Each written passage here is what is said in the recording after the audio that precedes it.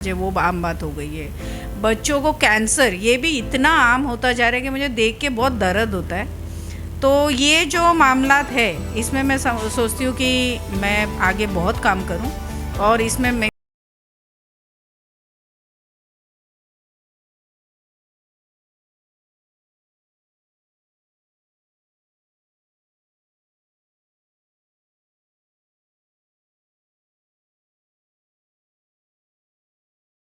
हम जो काम करते हैं जैसे बेवा का राशन भी हो गया तो लोगों के ज़रिए मतलब लोगों को बुला के बंटवाते, ऐसे नहीं कि छुपा छुपी कुछ कर लिया। ये मतलब पब्लिसिटी के लिए नहीं, इसलिए कि लोग अपने आंखों से देखें और उनको फिर हमदर्दी हो और फिर और कंट्रीब्यूशन आए। जाहिद बेटा, फहमीदा बेटी, तुम्हारा जो राशन दिए मेरे तक पहुंचा दिए। अल्लाह ताला तुम्हारे को दो हाथों से दो, अल्लाह पाक और नवाज दो। तो हम चाहते हैं कि जो भी लोग ऐसे हैं जिनको ऐसे लगता है कि उनको ज़रूरत है हमारी जो हमारे हेल्प की, तो अखबार न्यूज़ के से रब्ता करें या हमारी ऑफिस का एड्रेस। हमने सिर्फ नियत की है और हर काम हो गए हैं। तो हम चाहते हैं कि ब्यूटिशियन के कोर्सेज़ हम लोग कराते हैं, तो आप लोग अखबार न्यूज़ से रब्ता करें, हम ज़रूर आपकी मदद करेंगे। जहान फाउंडेशन हमेशा लोगों की मदद के लिए खड़ा है।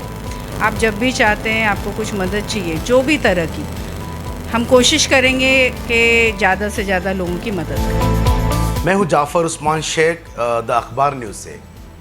हफ्तावारी हस्ती में आज हमारे साथ है फहमीदा मैडम, फहमीदा पानवाला डिसिल्वा, जिनका एक जहान फाउंडेशन है। पिछले 2013 से वो समाज के अंदर ऐसा काम कर रहे हैं कि जो समाज को बहुत ज़रूरत है, जैसे कि मेडिकल लाइन में हो और कहीं पे विधवाओं को राशन बांटना हो, और जो लड़कियां हैं जो अपने गरीब तबके के जो लोग होते हैं उनके लिए इन्होंने एक ज़रिया बना फहमीदा मैडम जहान फाउंडेशन।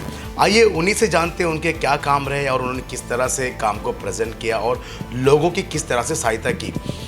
फहमीदा जी, बहुत बहुत स्वागत है द अखबार न्यूज़ में आपका। हफ्तावारी हस्ती में आप हम हर बार एक शख्सियत को रखते हैं, आपको ये मौका मिला, तो क्या कहेंगे आप इस बारे में? आप सबको मेरा सलाम।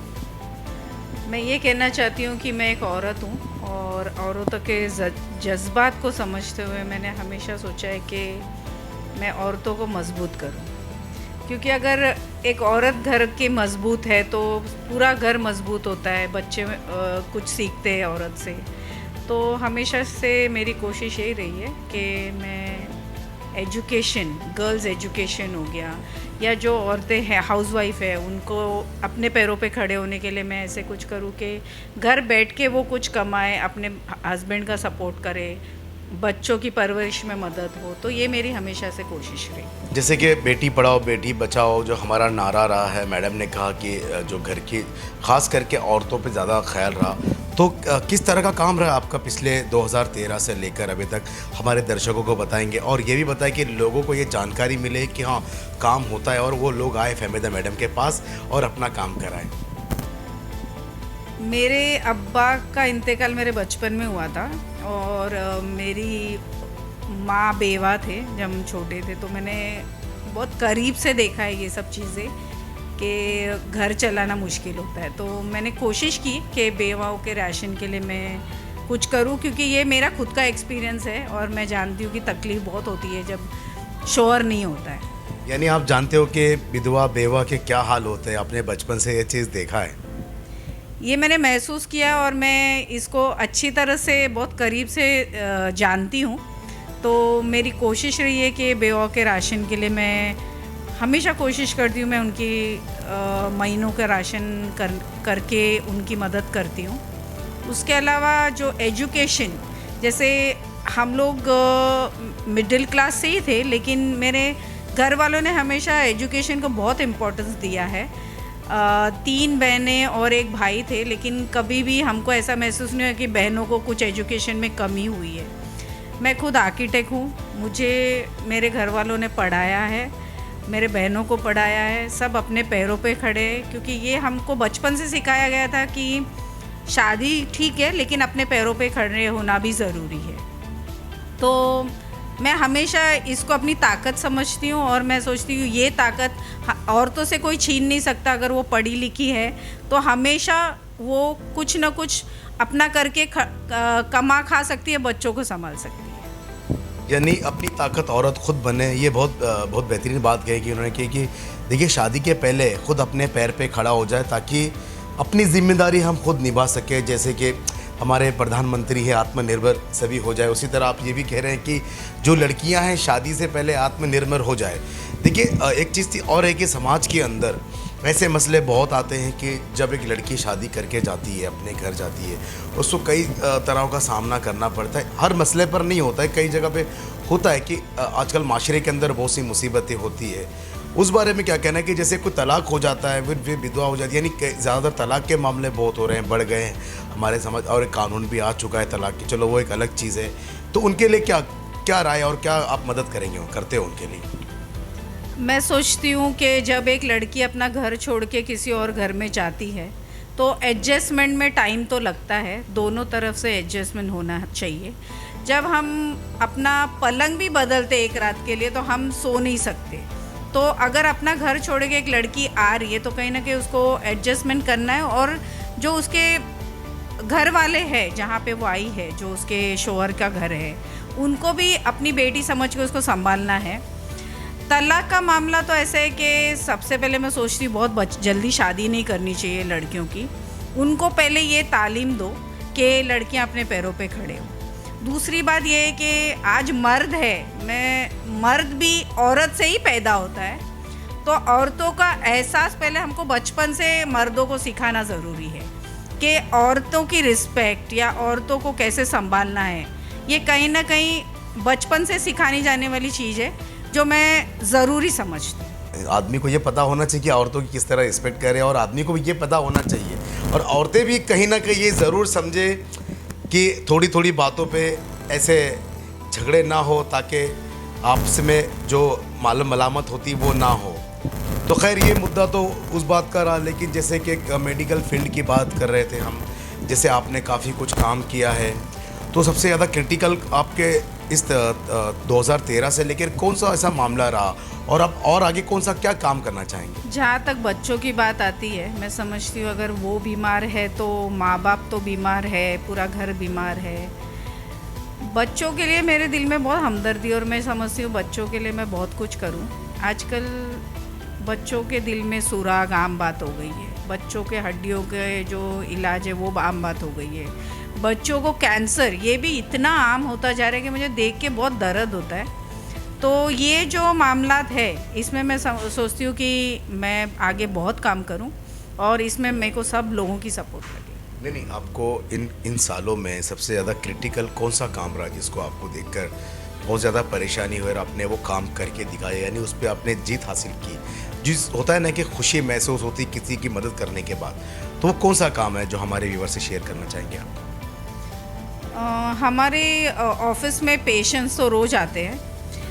एक ऐसा केस आया था हमारे पास कि एक बच्ची थी जो पैदाइशी उठ बैठ नहीं सकती थी, उसको उसके घर वाले ऐसे गोद में उठा के लाए थे और हमारे ऑफिस के ज़मीन पे उन्होंने लिटा दिया था।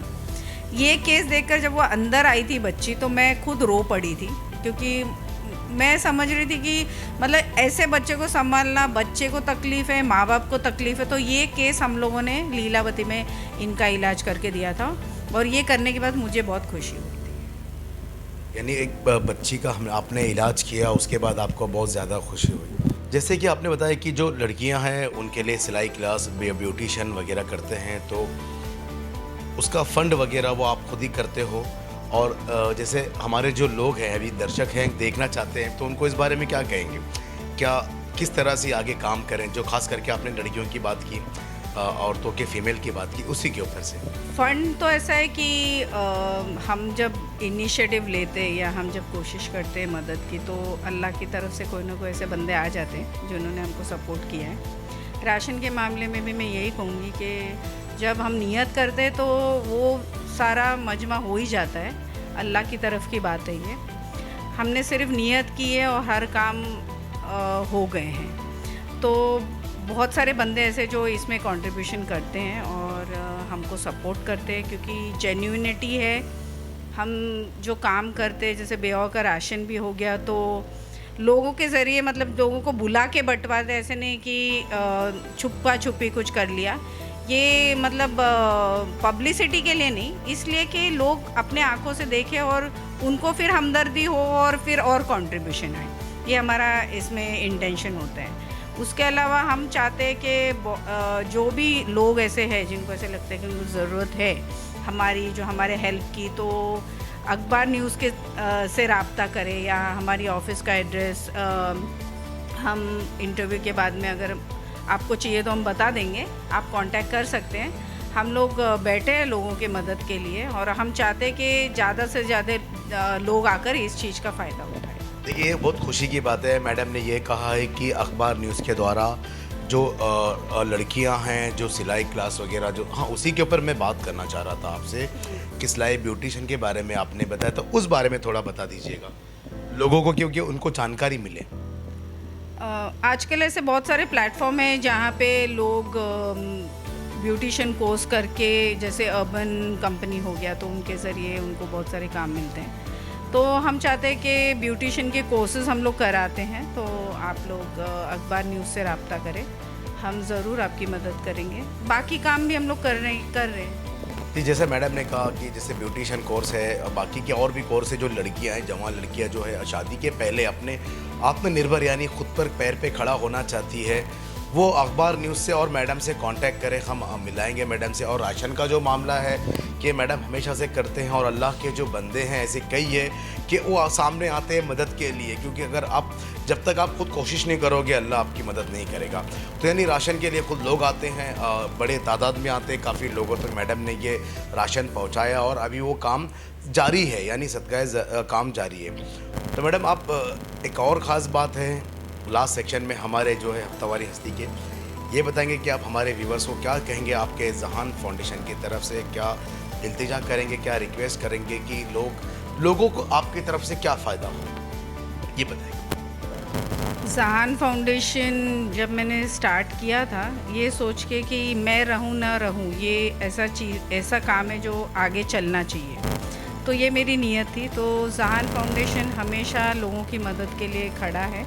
आप जब भी चाहते हैं, आपको कुछ मदद चाहिए जो भी तरह की, हम कोशिश करेंगे कि ज़्यादा से ज़्यादा लोगों की मदद करें। उनकी जो माँ थी वो विधवा थी, किस तरह से उन्होंने ज़िंदगी गुजारी है और वो जानते हैं कि एक औरत को क्या क्या तकलीफ़ें होती है लाइफ के अंदर, ख़ासकर हमारे माशरे में बहुत सी तकलीफ़ और परेशानियों का सामना करना पड़ता है। उन्होंने ये भी कहा कि एक माँ की, एक बेटी की, एक बहन की इज़्ज़त किस तरह की जाए, मर्द वो समझे, क्योंकि हालात बहुत कुछ बिगड़ चुके हैं, हालात वैसे नहीं रहे पहले जैसे, कि किस तरह से इज़्ज़त किया जाए, कि एक औरत के रिस्पेक्ट को समझा जाए, वो भी उन्होंने बताया। और अपने जहान फाउंडेशन के द्वारा किस तरह से मदद की जाती है। मैं अभी फिर से आपको बता दूं कि जो लड़कियां हैं जिनकी शादी नहीं हुई, जो गरीब घर के हैं, जो ब्यूटिशियन क्लासेस, मेहंदी क्लासेस, जो एक काम होता है अर्बन के द्वारा आजकल वो काम हो रहा है, वो भी उन्होंने बताया कि इस तरह किया जाए।